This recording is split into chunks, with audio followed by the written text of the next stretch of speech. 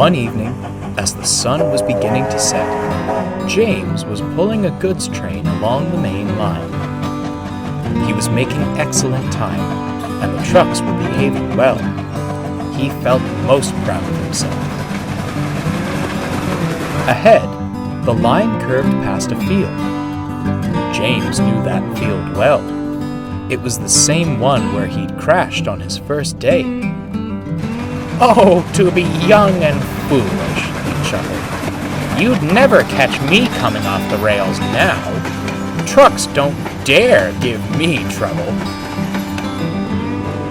Of course, he'd spoken too soon. The trucks had overheard. "We've plenty of trouble to give," they chuckled, banging their bumpers. "Smarten up back there," barked James, bumping them in return. That did the trick. An old coupling broke. The last 3 trucks and the brake van came loose.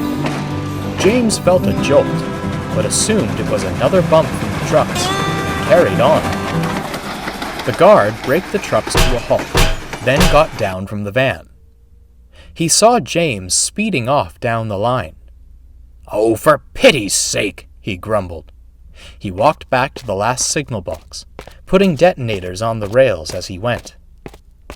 The trucks, meanwhile, were delighted. "That'll teach him not to push us around," giggled one. "Why stop there?" smirked another.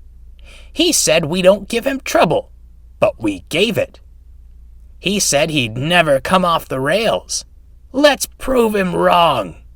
"Wouldn't do that if I were you." Sat in the field nearby were more trucks. They were old and filthy, with rotting wood and rust all over. They lay broken and crooked amongst the dirt. "How'd you get there?" asked James's trucks. "Did the very thing you were scheming up," said an old truck. "That James was naive. Let him think he had us under control, then struck.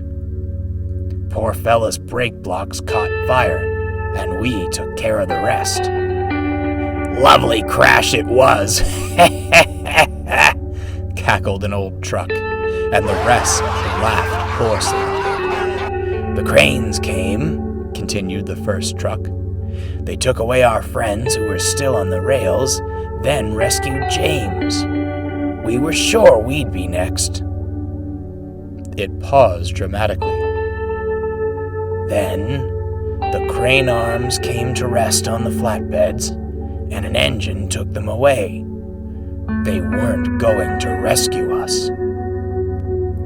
But, stammered one of James's trucks, "we're indispensable. How could they not rescue you?" "Indispensable?" cried an old truck. "Listen, young'un, the workshops build hundreds of you in the time it takes to fix one steam engine. Why bother with us? Too much effort when they could just make a new truck and be done with it." "So, if we crash," stammered James's trucks, "we'll be—" "Just like us," wheezed an old truck. "I'll never feel rails under my wheels again. If I've even got wheels left. Been buried in earth so long, who knows if they're still there." The old trucks laughed like hyenas. It sent chills through the frames of James's trucks. They were speechless. A whistle cut through the laughter. James had been flagged down at the station and sent back to retrieve the trucks. "Silly things," he grumbled, bumping them hard. "You could have caused an accident." We're sorry, James," they quivered. James was quite taken aback. The guard fastened the coupling, and he puffed off without another word. His trucks looked back at the field and shuddered as they were pulled away.